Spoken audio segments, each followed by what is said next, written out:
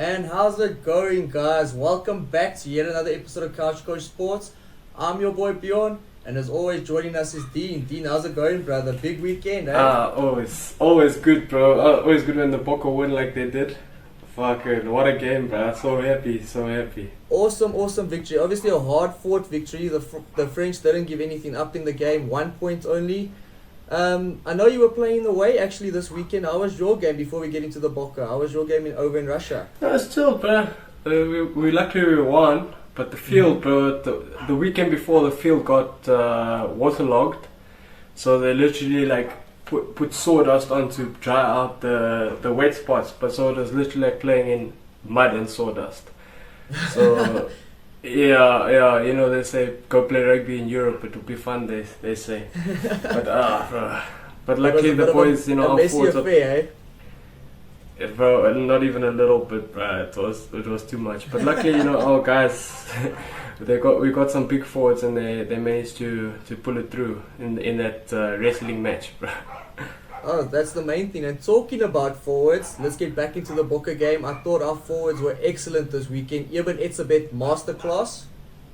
Yeah, bro, he was absolutely monstrous. But I think all of our forwards actually, bro, they pulled that game through for us. Definitely.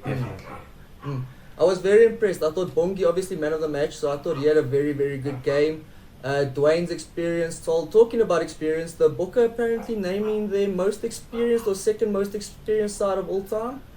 I mean, that's second most experienced side. Second most experienced forward pack and most experienced forward pack. You clearly saw that coming through, especially in the end when it mattered most. You saw experienced players like Cheslin, these type of guys. Even Jesse, I thought Jesse had an excellent game, and you saw it come through at the end. Pollard also stepping up when he came with the kick in. Even though I thought Mani had an exceptional game, just like the other backline players. Mani was one of my top players of the day. Yeah, for sure. Jesse Creel, bro. I think that was the best performance I've seen from Jesse in his Springbok jersey, bro. Definitely. He literally put his life on the line. It looked like it, especially afterwards, if you saw his face, it looked like he put his life on the line.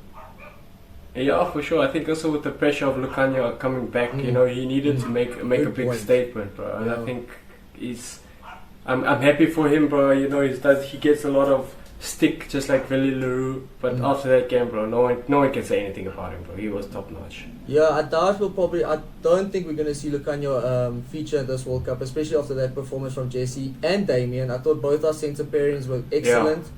But I think, just as a whole, I thought our back line, out of the two, between the forwards and the backs, I thought our backs had definitely had the better game. I was talking a bit about the forwards, I was a bit concerned with our breakdowns. Did you see the French? It looked like the French were actually overpowering the Springboks, especially in the early stages of the match. I think the French focus a lot on that, bro. Try and make the ball a bit dirty, a bit messy, and a bit slower. So, yeah, you know, there's always going to be like at around ruck time, especially with the referees aren't too 100% around that situation. Do you know what I mean? But I thought we, in the same aspect where they messed up our ball but at the ruck, we weren't too easy on their rucks either. You know, we also created opportunities. I remember that try that Cheslin scored. How Eben, it wasn't in the ruck, but how he came through on Dupont there. That's definitely a plan that they had, you know, to put pressure on Dupont in those situations. Yeah, I'm sure, because also Dupont coming back from quite a serious injury, there was concerns of him not playing the match. I thought he did quite decently. Obviously, some people rate him as arguably the best player in the world. So I thought, in the first half, I thought Reinhoff did well to maintain Dupont, because it looked like the French were trying to do everything through him, as per usual. Yeah, for sure. I know that's why they rushed him back. He's so vital to what they're doing. You know, again, he didn't have a bad game. He didn't show that he was in pain, I don't think. I think that the South Africans just did their homework and understood where he excels, what situations he puts his own team in, and they nullified that to quite a good extent. Let's not forget that they did score 28 points, bro. So it's like, you know, they in a way they also had a pretty good game. They exposed us in a few aspects of the game. We were just we exposed them a few more times, you know. Yeah, no, this was probably... I haven't seen such a good rugby match in a long time. It was a nail-bite scene, back and forth. I think you mentioned it earlier, like they score a try, we score a try, they score a try, we score a try. Yeah. It was like a constant battle. One big thing for me, like a really good thing, is both our wings scored tries. it's always. I think good our when you speed see actually killed them, bro. Yeah, I also think so. You saw, especially with Cheslin, you mentioned Cheslin's try. I thought that was an excellent kick. Once again, Jesse getting mentioned there.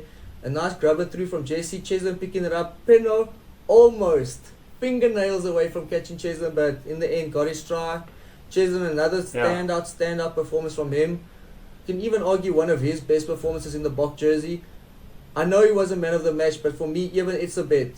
What a performance. I think we need to divulge a little bit into his game in that match. I think for me, probably the best player in the world right now. Yeah, bro. He's actually like, if you put it like into exact situations, that in half interception he got where he knocked it back, that's a try he saved. 100%. The tackle on DuPont that loosens that ball, gets it out to the Jesse who kicks it through, we go score, and then his match-winning try.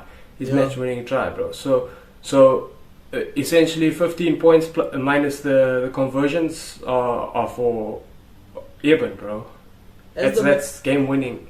As the man himself has said, he's went there and to fuck them up, and I think that's literally what he did. If you look at how he battered those French, I think our players also got quite battered. I was quite surprised by the physicality of the French. I know you've mentioned it, but it seems like it's definitely something that they've been working on over the past couple of years, trying to almost mimic the box, you can say. Yeah. Well, that's a successful rugby. Is the more physical game, bro. You add like Paul Willemse to their pack, bro. They're a dangerous bunch, bro. Strong, big guys, bro. And they also, what I noticed about the French forwards, they got a little bit more explosiveness than our forwards. Their hooker scored, and Cyril Bayer scored 2 tries. But those guys are front rowers, but they move, bro. They got such explosive bodies. They're not the biggest, but they take contact hard, and they're a lot faster than most hookers and props in the world. I thought the French hooker was exceptional. I think his name is Mavaka or Mavuka or something like that. Sorry if I butcher his name. But I thought he was explosive. Reminded me a little bit of Schalk Brits of old. It seemed like he was always trying to be on the wing, trying to just give a little bit more of a physical nature down that side. But I was very impressed with the French. I was very impressed with them. I kind of thought we were going to meet them in the finals. I thought that was going to be the final match. Obviously, us losing to Ireland in the group stages upset that little prediction of mine a bit. But excellent game, worthy of a final. Another thing that I noticed though is the high ball. Definitely a tactic that we not always use, but definitely employed a lot against the French, and to an effective nature. We saw that with the Damien Dalinde's try. Yeah. What's your thoughts on the high ball? Are we going to see more of that in the semis against England? Yeah, for sure. And what I noticed is they isolate the number 11 in the game. So they hit left 2-3 times, and then they kick up under the number 11, who is worse under the high ball than what Peno is. I forget his name, but yeah, bro. So they isolated him under the high ball. It's that 20-year-old. It's the young kid. I can't remember his name. He's got a double barrel name. Exactly. So they put pressure on him, and it worked, bro. Now we look at the England game. England can't start Marcus Smith at 15, bro, because that just gives us the whole field to expose them under the high ball, bro. So I assume Freddie Stewart has to start that game. But at the same breath, Johnny May isn't the best under the high ball, and if they're going to expose that side of the field, England might have a problem there, bro. No, I agree with you.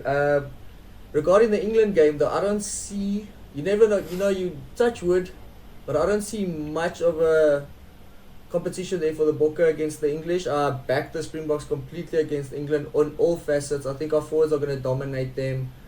But you never know with England. They're just one of those World Cup sides, just like the French, that always somehow, irrespective of how bad they are or anything, they always manage to somehow reach a final or something like that. They always manage to do quite well at World Cups. So I wouldn't put it past England beating us, but I'm backing the boys all the way. Yeah, bro. Let's just look at it for what it is, bro. They had a very easy run to the semi-final. You put, I think, any of these top 4 the teams in the semi-finals, put them in that run, they all get to the same position, and probably a bit more easily than what England did it in. Fiji, although they were very good, bro, the tight rugby style in that you have to be playing in knockout rugby just was a bit too much for them. And in that same breath, England conceded a lot of points, bro. Yeah. If they're gonna concede that easily, they're gonna concede that easily to a big team like South Africa, bro. And if they're conceding a lot to us, no, it's just not gonna go their way. I don't see it going their way. They have nothing that worries me. Where we look at France, you see these guys have individual stars, and on their day, if they get it right, they're gonna beat us. You look at England, you think of, bro, the form of late, their tactics, bro, they don't look like they can beat us. Let's call a spade, huh? Yeah, I agree with you. But before we go, I think we should quickly introduce a new little segment to our videos. Let's do it the Muhu of the weekend. It's someone that flopped a little. I think if you might have missed it because it was in the second half. But did you see Jalabe's touchline kick? No, I didn't, bro. I didn't watch the second half, bro. Drew, do yourself a favor after this video, and go watch it. He was inside his own 22. France win a penalty. He kicked it backwards. It went backwards. It went out on the fly. Yeah. It was honestly one of the worst kicks of all time. And to do it against South Africa in a quarterfinal in your home nation deserves to be Muhu of the weekend for me. Muhu of the week, Jalabe. Anyway, guys, that's another episode of Couch Coach Sports. Thank you so much for joining us as always. Please like, share, subscribe, all that good stuff. We'll see you guys later. Cheers.